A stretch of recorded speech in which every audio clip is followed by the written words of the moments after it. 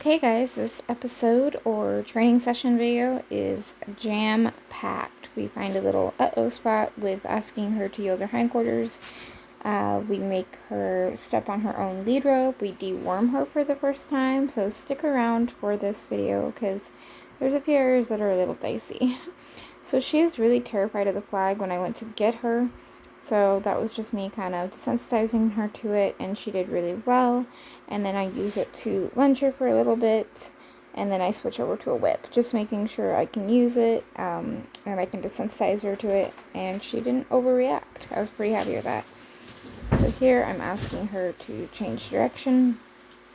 I'm able to get a little bit louder with the flag, but then she gives me her butt, so I apply a ton of pressure, let her run around, and then I change her direction.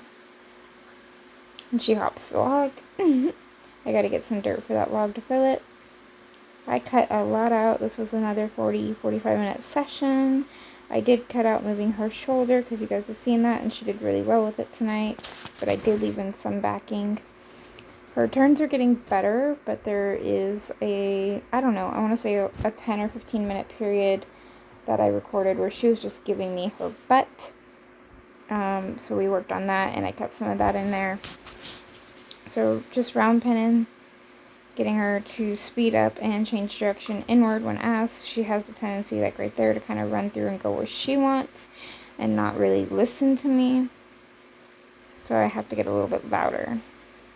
Working on her gas pedal, which is something I need to go back and work on with Kamani, because Kamani absolutely sucks.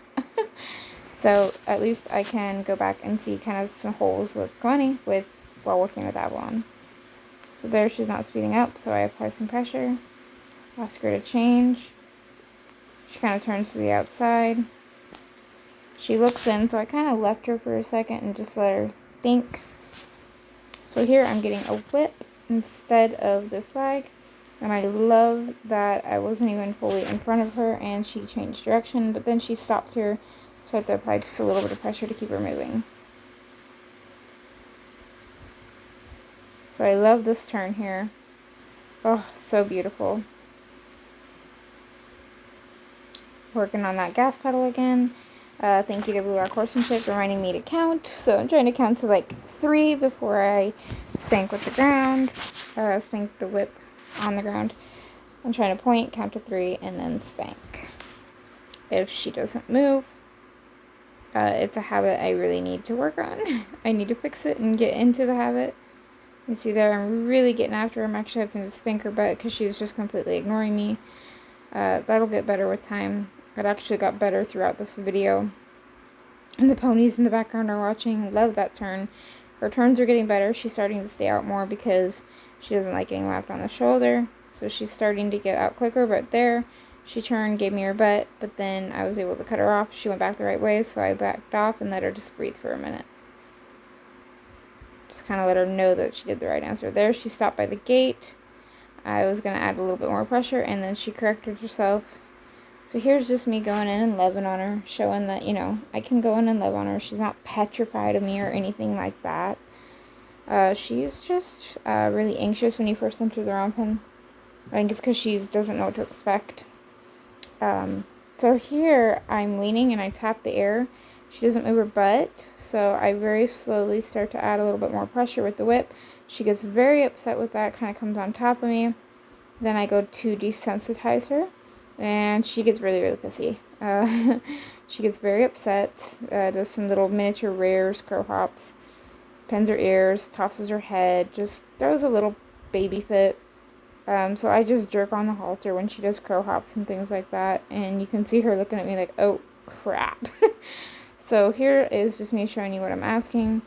So I'm just very lightly tapping her. I'm not like beating on her or anything like that.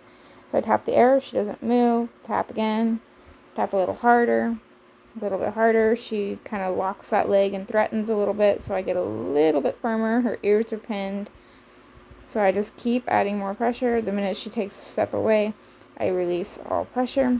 Here we're working on backing. And she's kind of jerking her head away, so I just pop her head back. I love that she lowers her head there and thinks, so I'm asking her again. I don't expect her to have a lot of speed to her or anything. I'm just asking for her to keep her head straight and pay attention.